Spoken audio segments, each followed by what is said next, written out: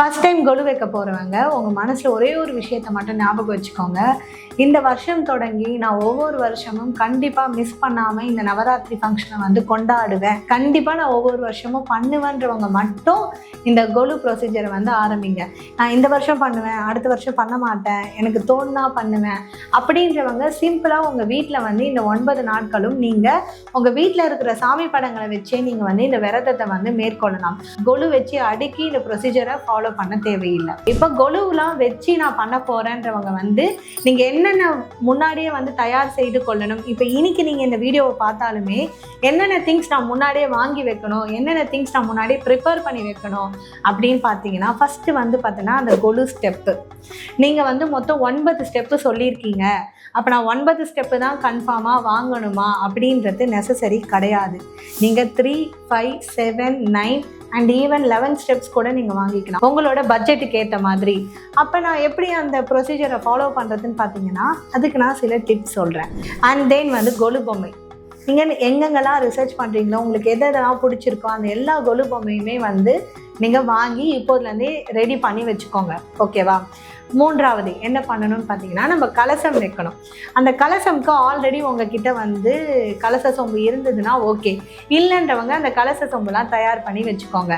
அடுத்து வந்து பார்த்திங்கன்னா மரப்பாச்சி பொம்மை. மரப்பாச்சி பொம்மைன்றது ஒரு இம்பார்ட்டண்டான ஒரு விஷயம்தான்.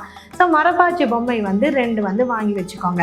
அண்ட் தென் வந்து பார்த்திங்கன்னா, இப்போ வந்து வீட்டை என்னென்ன பண்ணணும்னு பார்த்தீங்கன்னா, 9 நாட்கள் தொடங்குறதுக்கு முன்னாடியே வந்து வீட்டை ஃபுல்லாக க்ளீன் பண்ணிவிட்டு எந்த இடத்துல கொலு வைக்க போகிறீங்களோ அந்த இடத்தெல்லாம் டிசைட் பண்ணிக்கோங்க. திசை வந்து பார்த்திங்கன்னா கிழக்கு மற்றும் வடக்கு, இதுதான் உகந்த திசை. இதுக்கேற்ற மாதிரி பிளான் பண்ணிக்கோங்க. அண்ட் தென் வந்து பூஜை சாமான் ஃபுல்லாக வந்து தொலைக்கி முன்னாடியே ரெடி பண்ணி வச்சுக்கோங்க. முக்கியமான விஷயம் முளைக்கட்டு, அதை தயார் பண்ணி வச்சுக்கோங்க. தெரியாதவங்க உங்கள் வீட்டில் இருக்க பெரியவங்க கிட்ட கேட்டு தெரிஞ்சுக்கோங்க எப்படி வந்து முளைக்கட்டு பண்ணணும்ன்ட்டு. இதுதான் வந்து நீங்கள் steps to be prepared before Kolu start பண்ணுறதுக்கு முன்னாடி என்னென்ன விஷயத்தை நீங்கள் தயார் பண்ணி வச்சுக்கணுன்றதுக்கான லிஸ்ட். ஓகே, இப்போ நவராத்திரி வந்தாச்சு. ஃபஸ்ட்டு நீங்கள் என்ன பண்ணணும்னா கலச சொம்பு வைக்கணும். நீங்கள் சிம்பிளாக கலச சொம்பு வச்சிடலாம். இல்லை கலச சொம்புக்கு வந்து சாரியெல்லாம் கட்டி, இல்லை அம்மன் பாவாடையெல்லாம் கட்டி முகம் வைத்து அப்படியும் சில பேர் வழிபடுவாங்க. உங்களுக்கு அது எது பெஸ்ட்டுன்னு தோணுதோ அதை நீங்கள் ஃபாலோ பண்ணிக்கோங்க. இல்லை நான் ஃபஸ்ட் டைம் பண்ண போகிறேன் அப்படின்னா உங்களுக்கு நிறைய வேலை இருக்குது. ஸோ சிம்பிளாக நீங்கள் ஃபஸ்ட்டு கலச சொம்பு வந்து வச்சிடணும். அடுத்து ஸ்டெப்ஸ் மேலே துணியெல்லாம் போட்டு பொம்மைலாம் நாங்கள் சொன்ன மாதிரி அடுக்கி வச்சிடணும். இப்போ 3 ஸ்டெப் இருக்கிறவங்க என்ன பண்ணுங்கன்னா, நான் சொன்னதை 3 பிரிச்சுக்கோங்க. முதல் 3 படிக்கட்டை வந்து நீங்கள் முதல் ஸ்டெப்பில் வச்சுடுங்க. அடுத்த 3 படிக்கட்டை வந்து அடுத்த ஸ்டெப்பில் வச்சுருங்க. லாஸ்ட் 3 வந்து உங்களோட லாஸ்ட் 3rd ஸ்டெப்பில் வச்சுருங்க. இதே மாதிரி தான் 5க்கும் நான் சொன்ன அந்த 9 என்லார்ஜ் பண்ணி சொன்னதை நீங்கள் கொஞ்சம் மெர்ச் பண்ணி உங்கள் ஸ்டெப்ஸுக்கு ஏற்ற மாதிரி நீங்கள் அடுக்கிக்கோங்க. அதில் உங்களோட க்ரியேட்டிவிட்டியை நீங்கள் காட்டுங்க. ஆனால் ப்ரொசீஜர் எப்படி இருக்கணும்னா, கீழே 1 அறிவு 2 அறிவு 3 அறிவுலேருந்து தொடங்கி மனிதர்கள், ஞானிகள், அந்த சாமியோட அவதாரங்கள், கடைசியில் மும்மூர்த்திகள், இப்படி தான் அந்த ஸ்டெப்ஸ் வந்து இருக்கணும். இதை மட்டும் மைண்டில் வச்சுக்கிட்டு 3, 5, 7, 9 அதில் வந்து எந்த ஸ்டெப் வாங்கினாலும் நீங்கள் அதில் வந்து மெர்ச் பண்ணி வச்சுக்கோங்க. இப்போது கலச சொம்பு ரெடி பண்ணிட்டீங்க. அடுத்து வந்து பார்த்தீங்கன்னா பொம்மைகளும் அடுக்கிட்டீங்க. அந்த முளைக்கட்டு சொன்னல அதை வந்து அந்த ஃபஸ்ட்டு படிக்கட்டில் வந்து வச்சுடுங்க. டெய்லி அதில் வந்து என்ன ப்ரொசீஜர் ஃபாலோ பண்ணணுமோ அதை ஃபாலோ பண்ணி 9th or 10th டே அதை எப்படி ரிமூவ் பண்ணணுமோ அது மாதிரி ரிமூவ் பண்ணிக்கோங்க.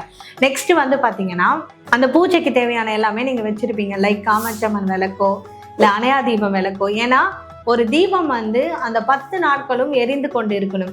ஸோ குத்து விளக்கோ இல்லை அகண்ட தீபமோ ஏதோ ஒரு தீபம், பட் நீங்கள் அணையாமல் அதை பார்த்துக்கணும். அதுதான் முக்கிய 3 விஷயங்கள். கலச சொம்பு வைக்கிறது, பொம்மைகளை அடுக்கிறது, இந்த தீபம் ஏற்றி வைக்கிறது. ஓகேவா? நெக்ஸ்ட்டு வந்து பார்த்தீங்கன்னா, நம்மளோட குலதெய்வத்தை மறக்கக்கூடாது. ஸோ குலதெய்வத்தை மீன் பண்ணுற மாதிரி ஒரு சொம்பில் தண்ணி ஊற்றி வாசனை திரவத்தியத்துக்காக மஞ்சள், குங்குமம், பச்சை கற்பூரம், அதுக்கப்புறம் சில தீர்த்த பொடிகள், அப்புறம் வந்து பார்த்திங்கன்னா வாசனை திரவியம் செட்டுனே நம்மக்கிட்ட ஒன்று அவைலபிளாக இருக்குது. அதில் இருக்கக்கூடிய எல்லா விஷயங்களையும் சேர்த்து குலதெய்வத்தை குறிக்கிற வகையில் அந்த சொம்பில் தண்ணி ஊற்றி ரெடி பண்ணி வச்சுக்கோங்க. முக்கியமாக மஞ்சளில் விநாயகர் குடிக்கணும், அது ரெடி பண்ணி வச்சுக்கோங்க. அடுத்து ஒரு உருளி ஃபுல்லாக நறுமணம் இருக்கக்கூடிய ஃப்ளவர்ஸை வந்து வச்சு அந்த எல்லா படிக்கட்டுக்கும் முன்னாடி வந்து அதை வச்சுக்கோங்க. ஓகேவா? ஸோ இதுதான் வந்து ப்ரொசீஜர். எல்லாத்தையும் இப்போ நான் சொன்ன மாதிரி நீங்கள் ப்ராப்பராக 1 by 1 அலைன் பண்ணி வச்சுக்கோங்க. ஸோ கண்டிப்பாக டெய்லி வந்து வீட்டில் வந்து கோலம் போட்டு சாமிக்கு வந்து மாலை நேரத்தில் பூஜை பண்ணி நெய்வேத்தியம் பண்ணணும். பண்ணணும். அடுத்து பஞ்சபாத்திரத்தில் இருக்கக்கூடிய தண்ணியை வந்து நீங்கள் டெய்லி மாற்றணும், விளக்கு அணையாமல் பார்த்துக்கணும். ஸோ நம்ம வீட்டில் தான் சாமி கும்பிட்டோமே அப்படின்னு இருக்கக்கூடாது. டெய்லியுமே உங்கள் வீட்டு பக்கத்தில் இருக்கக்கூடிய எதனா ஒரு கோவிலுக்கு போகணும். வீடை ஃபுல்லாக அந்த 9 நாட்களுமே வந்து ரொம்ப க்ளீனாக மெயின்டைன் பண்ணணும். விரதம் இருக்கணும். இதில் மெயினே வந்து துர்காதேவி தான். துர்காதேவியோட பொம்மையை வாங்கி அதுக்கு உங்களால் முடிஞ்ச அளவுக்கு அலங்காரம் பண்ணி, அதுதான் வந்து ஒரு மெயின் பொம்மையாக கருதி நீங்கள் அதுக்கு வந்து அலங்காரம் பண்ணி ரெடியாக வச்சுக்கோங்க. அடுத்து வந்து பார்த்தீங்கன்னா மும்மூர்த்திகள் கண்டிப்பாக வைக்கணும். ஸோ இது வந்து எவ்ரி இயர் நீங்கள் ரிப்பீட் பண்ணிக்கிட்டே இருக்கணும். மரப்பாச்சி பொம்மை கண்டிப்பாக வைக்கணும். குத்து விளக்கோ இல்லை அணையா தீபமோ இல்லை அகண்ட தீபமோ அணையாமல் பார்த்துக்கணும். காலை மாலை இருவேளையும் கண்டிப்பாக பூஜை செய்யணும். டெய்லி எதனா ஒரு நெய்வேத்தியம் கண்டிப்பாக பண்ணணும். டெய்லியுமே பூஜை பண்ணுறப்ப உங்களுக்கு தெரிந்த மந்திரங்களை சொல்லி பூஜை பண்ணுங்க. அது ரொம்ப சிறப்பு. அந்த மந்திர ஒளி, நீங்கள் ஏற்றிருக்கிற அந்த சாம்பிராணி, அகர்வத்தி, அது எல்லாமே சேர்ந்து உங்கள் வீட்டில் வந்து ஒரு மிகப்பெரிய பாசிட்டிவ் எனர்ஜியை வந்து கொடுக்கும். இது மூலமா உங்களுக்கு வந்து அந்த மன அமைதி வந்து கிடைக்கும். துர்கை, லக்ஷ்மி, சரஸ்வதி இவங்க 3 பேரோட சிலைகள். அப்புறம் வந்து மும்மூர்த்திகள் சிவன், விஷ்ணு, பிரம்மா. இந்த சிலைகளை வந்து உங்கள் வீட்டு பக்கத்தில் இருக்கக்கூடிய எதனா ஒரு கோவிலுக்கு போயிட்டு அந்த கோவிலில் வச்சு வீட்டுக்கு எடுத்துகிட்டு வாங்க.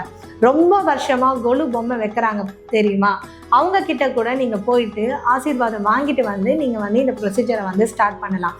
அதே மாதிரி உங்களோட ஃப்ரெண்ட்ஸ் அண்ட் ஃபேமிலியில் யாருன்னா வந்து கொலு பொம்மை வைக்கிறவங்களா இருந்தால் அவங்கள வந்து எதனா ஒரு கொலு பொம்மை செட்டை வந்து வாங்கி தர சொல்லுங்கள். அதை வச்சு நீங்கள் முதல்ல உங்களோட கொலுவை வந்து நீங்கள் ஆரம்பிக்கலாம். இதுதான் வந்து பார்த்திங்கன்னா டிப்ஸ் அண்ட் ட்ரிக்ஸ். இதெல்லாம் நீங்கள் ஃபாலோ பண்ணி நியூ கமர்ஸ் கூட ரொம்ப ஈஸியாக இந்த கொலு ஃபங்க்ஷனை வந்து ஸ்டார்ட் பண்ணி அண்ட் தென் எவ்ரி இயர் வந்து இதை கண்டினியூ பண்ணி உங்களோட விழாவை வந்து நீங்கள் சிறப்பாக கொண்டாடுங்க. இந்த வீடியோவில் நான் நிறைய வீடியோக்கான லிங்க்ஸை வந்து சொல்லியிருப்பேன். அந்த எல்லா வீடியோவுமே வந்து பார்த்திங்கன்னா இப்போ உங்களுக்கு இந்த 2 மேலே சைட்லலாம் வந்து உங்களுக்கு வீடியோ லிங்க்ஸ் கொடுத்துருப்போம். இதில் எல்லா வீடியோவுமே நீங்கள் கிளிக் பண்ணி பார்த்தீங்கன்னா உங்களுக்கு ஒரு கம்ப்ளீட் இன்ஃபர்மேஷன் கிடைச்சிடும். அதுக்கப்புறமா நீங்கள் பர்ச்சேஸை வந்து ஸ்டார்ட் பண்ணலாம். ஸோ நெக்ஸ்ட் வீடியோவில் பார்க்குறேன். பை.